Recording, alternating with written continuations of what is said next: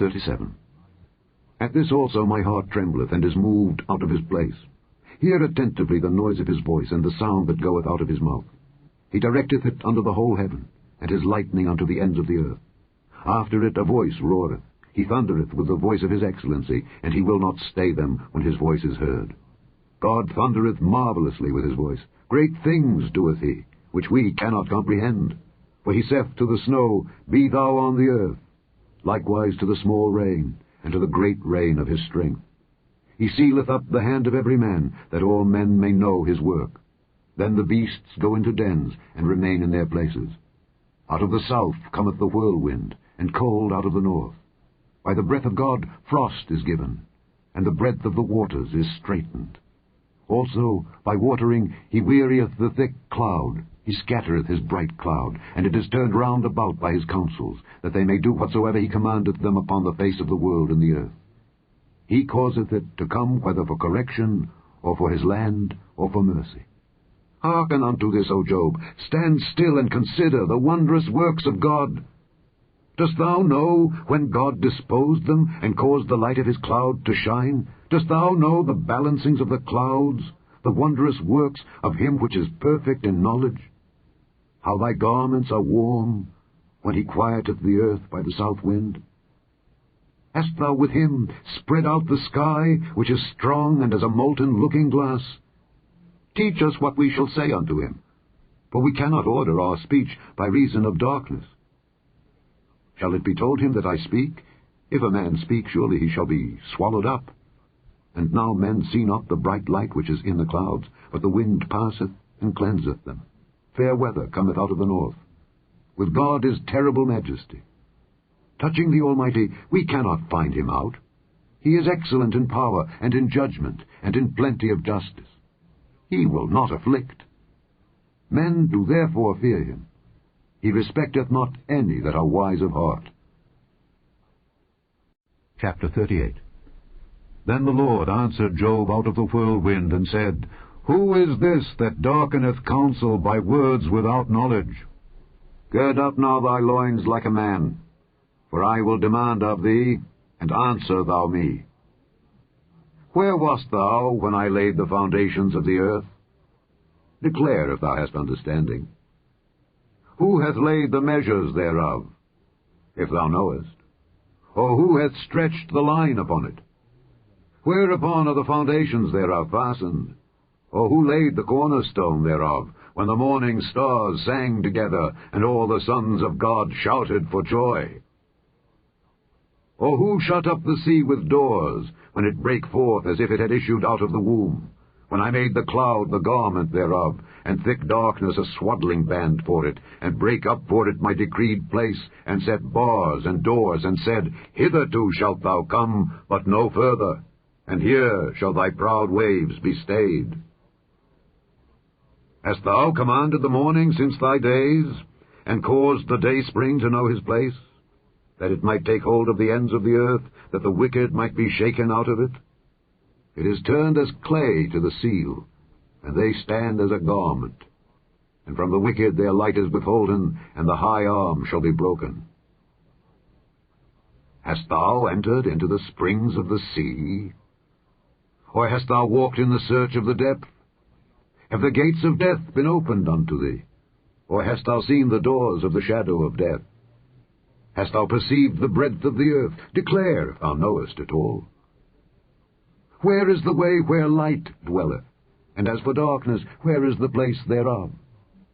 That thou shouldest take it to the bound thereof, and that thou shouldest know the paths to the house thereof. Knowest thou it because thou wast then born? Or because the number of thy days is great? Hast thou entered into the treasures of the snow? Or hast thou seen the treasures of the hail, which I have reserved against the time of trouble, against the day of battle and war? By what way is the light parted, which scattereth the east wind upon the earth? Who hath divided a watercourse for the overflowing of waters, or a way for the lightning of thunder, to cause it to rain on the earth where no man is, on the wilderness, wherein there is no man, to satisfy the desolate and waste ground, and to cause the bud of the tender herb to spring forth? Hath the rain a father? Or who hath begotten the drops of dew?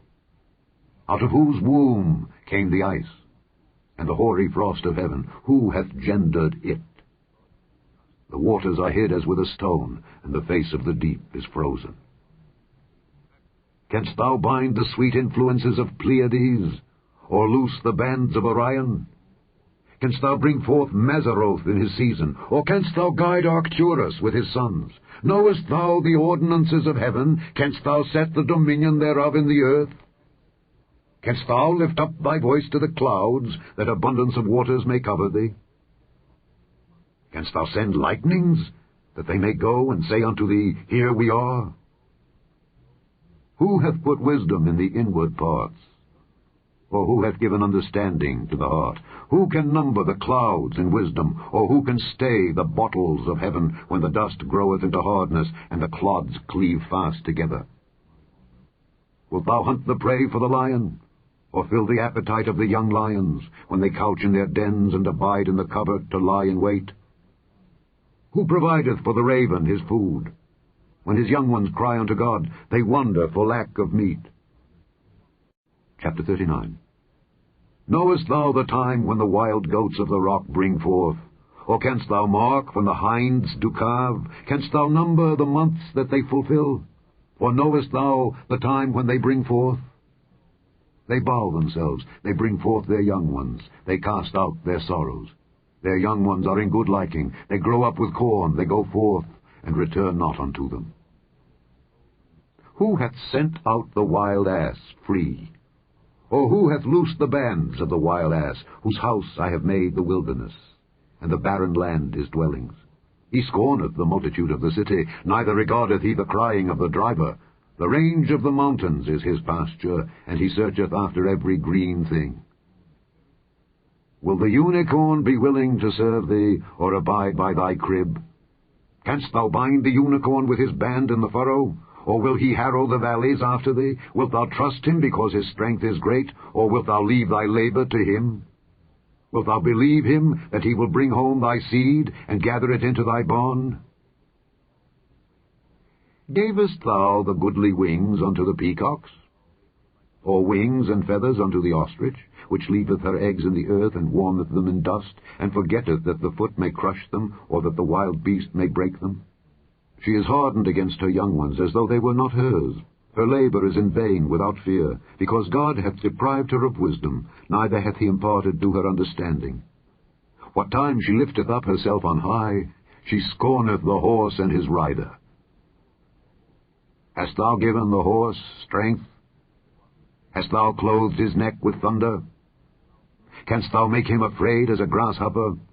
The glory of his nostrils is terrible. He poureth in the valley, and rejoiceth in his strength. He goeth on to meet the armed men. He mocketh at fear, and is not affrighted, neither turneth he back from the sword. The quiver rattleth against him, the glittering spear and the shield. He swalloweth the ground with fierceness and rage, neither believeth he that it is the sound of the trumpet. He saith among the trumpets, Ha ha! And he smelleth the battle afar off, the thunder of the captains and the shouting. Doth the hawk fly by thy wisdom, and stretch her wings toward the south? Doth the eagle mount up at thy command, and make her nest on high? She dwelleth and abideth on the rock, upon the crag of the rock, and the strong place. From thence she seeketh the prey, and her eyes behold afar off. Her young ones also suck up blood, and where the slain are, there is she.